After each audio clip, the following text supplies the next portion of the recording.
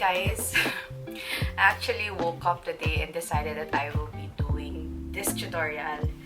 Kasi these days, it has been very hot and I decided that I will be doing or sharing with you my everyday makeup tutorial that is sweat-proof, angkas-proof. Kasi these days, my mode of transportation is my boyfriend and umaangkas lang ako sa motorcycle niya. So, I can tell you guys that it's really angkas-proof. And ayun nga, as in heat-proof, I guess. So, yun. If you wanna know how I do my go-to makeup tutorial, then keep on watching. So, by the way, my skin type is actually normal to combination skin. I get so oily at my T-zone area, pero at this part, minsan super dry siya. It depends on the weather or dun sa climate ng pinag-stayan ko. Okay, we're going to start off with a clean face, of course. And then, we're going to move to skincare. Skincare is very important in your makeup. Kasi, if you do your skincare regularly and nag-skincare ka rin before you put on makeup, it can come out as less flaky, especially when we're using more mattes. First is I'm gonna use the ordinary Niacinamide Zinc. I think it lessens the oiliness. So, yeah. I just pat it in my skin. And next is I use a moisturizer. So, I use this Illyoon moisturizer that I bought from Shopee. And sobrang moisturizing niya. Tapos, alam nyo naman, kung nanonood na kayo before ng videos ko, wala siyang amoy. So, that's a plus for my allergic rhinitis girlies. So, yeah, I just spread it evenly across my face. Any excess, I put it on my neck.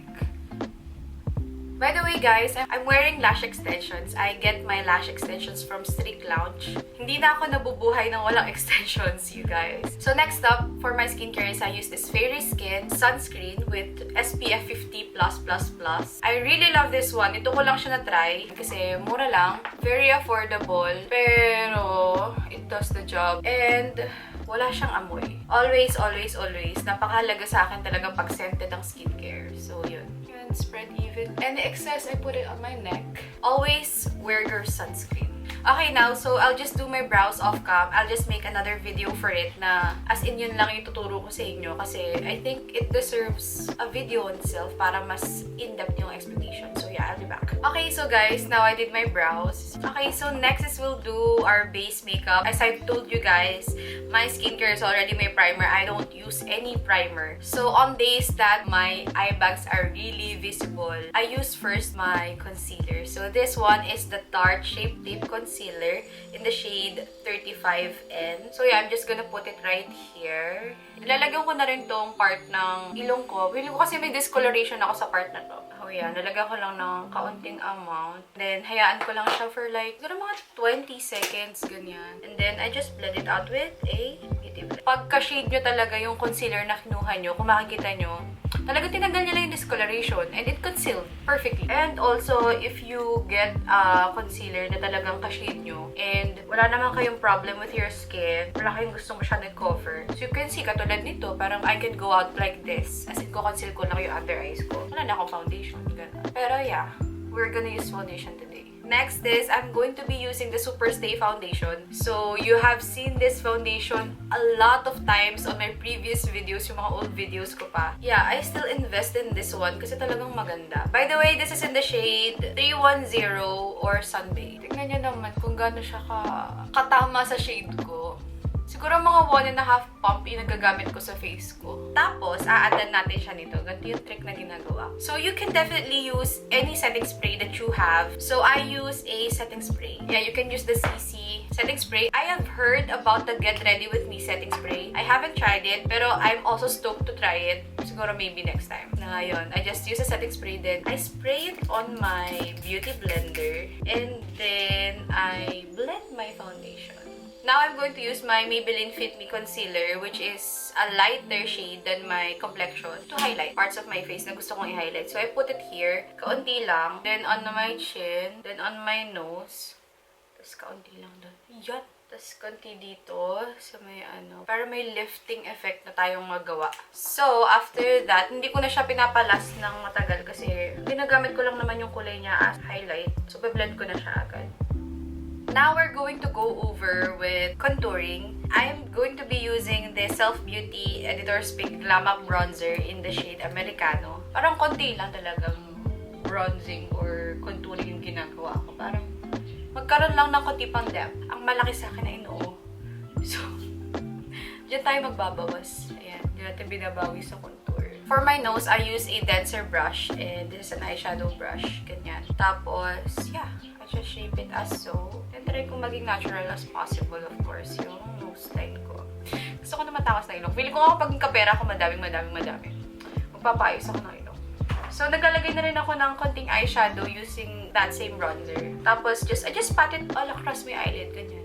For powder, I have a lot of suggestions for you. Pero, if you really want to make it last super long, use a pressed powder. Use the Fit Me one. Or you can also use a loose face powder. I get a good amount. Then, pat ko siya on my under eyes. Then, on the parts of your face na usually oily. So, for example, my nose. Medyo, ilalapit mo lang siya dun sa contour line.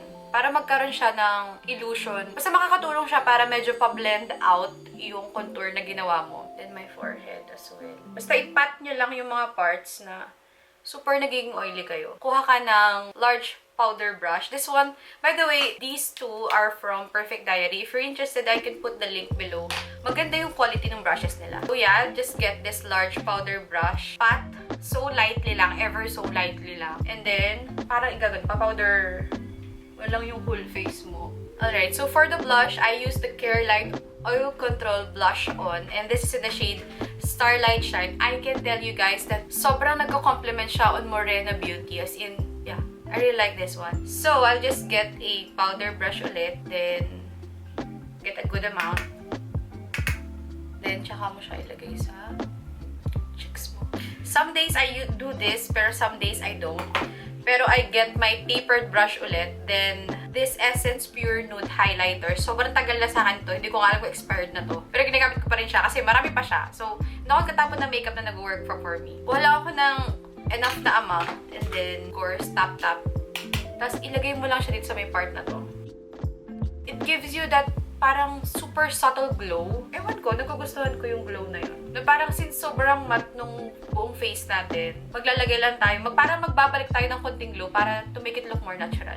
So I also put it here. This is also the highlight that I put on my Cupid's bow. If you're looking for a highlight na hindi siya chunky yung mga glitters and very minimal lang, this is the right highlight I would suggest. So you can see, nagbibigay siya ng glow, pero parang mukhang dewy lang yung face ko.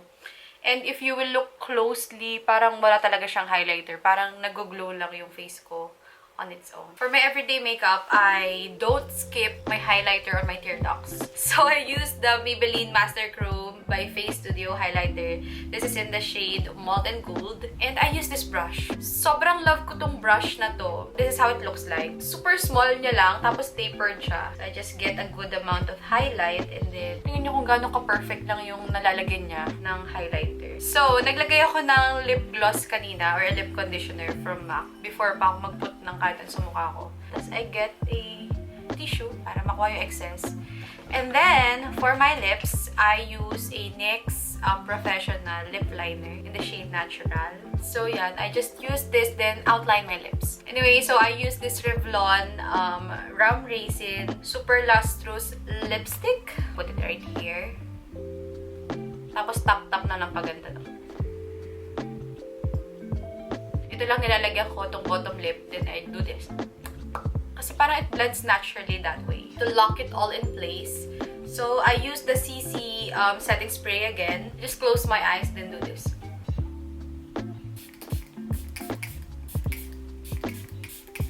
Hayaan ko lang matuyo sa face ko yung in-spray ko. We're almost done. I'll just fix my hair. And I'll be back. Call me when you're